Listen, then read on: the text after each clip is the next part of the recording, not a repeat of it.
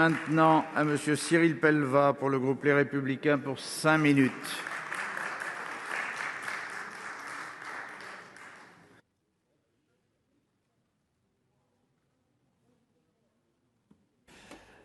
Monsieur le Président, Madame la Ministre, Monsieur le Président de la Commission des lois, Madame la rapporteure, mes chers collègues. Les années et les textes législatifs se suivent, mais la gestion des gens du voyage reste une préoccupation et une problématique récurrente pour les élus, et notamment ceux de Haute-Savoie, et je l'ai vécu en tant que maire. Malgré les nouveaux outils que nous avons mis à leur disposition en 2018, les communes sont encore, la plupart du temps, impuissantes face aux installations illicites. Pas un mois ne passe sans que je sois sollicité par des élus de ma circonscription à ce sujet, et je ne peux qu'attester de leur désespoir provoqué par l'absence de moyens dont ils disposent, aux obligations mises à leur charge par le schéma départemental de l'accueil des gens du voyage, et également leur désarroi face à certaines décisions de justice aberrantes. Nous avions, en 2018, fait un premier pas pour aider les élus. Toutefois, force est de constater que les mesures que nous avons réussi à faire adopter ne suffisent pas. Les collectivités territoriales n'ont toujours pas en main les outils nécessaires pour lutter, et je pèse mes mots contre ce fléau que représentent les installations illicites. Nous ne pouvons pas continuer à laisser agir en toute impunité ces individus faisant fi de la loi, qui menacent, intimident et invectivent les élus, qui s'installent sans aucune notification préalable ou en méconnaissance des dates de réservation, qui dégradent des terrains communaux ou privés en ne respectant pas les règles les plus élémentaires d'hygiène et qui laissent de surplus le soin aux collectivités de nettoyer derrière eux. Les frais engagés pour la mise en état des terrains s'élèvent souvent à plusieurs milliers d'euros, payés par les impôts des contribuables et pèsent considérablement sur les budgets des collectivités qui ne peuvent pas les déployer pour des projets qui bénéficieraient pour autant à l'ensemble de leur population.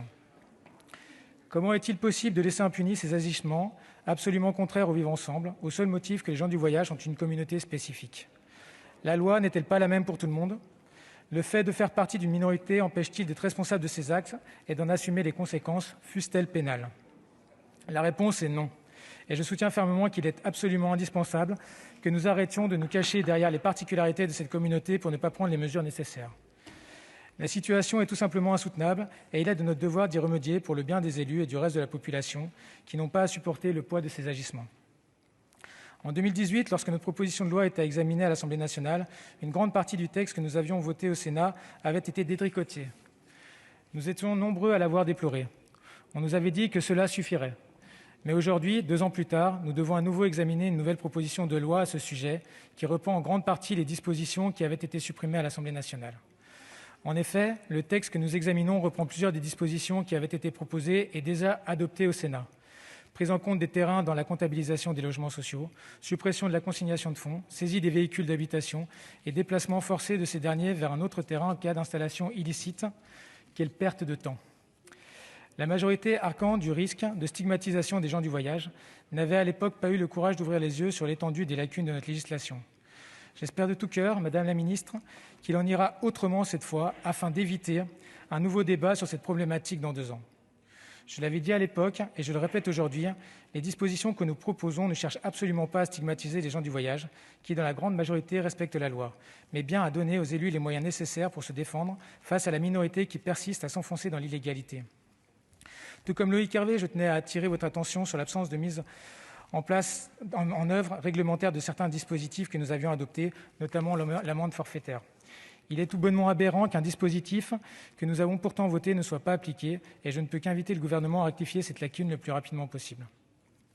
Pour finir, je souligne encore une fois que ce texte comble un vide législatif important en apportant des réponses concrètes aux problèmes rencontrés par les élus locaux et il sera encore enrichi avec le débat d'aujourd'hui. Il serait malhonnête d'avancer que les dispositifs actuels sont suffisants et ce texte est une véritable nécessité pour renforcer les outils dont disposent les collectivités. Tous les acteurs concernés par ce sujet espèrent un vote au Sénat et une lecture rapide à l'Assemblée nationale en vue d'une application dans les meilleurs délais. Pour finir, Madame la Ministre, vous avez mentionné au début de votre intervention votre opposition au texte. Mais faites-nous des propositions, on est prêt à travailler avec nous. Nous sommes tous d'accord pour dire qu'il y a un problème et nous ne pouvons nous résoudre à le laisser les choses en l'état. Les élus n'en peuvent plus et ils nous demandent à l'aide. Merci. Merci.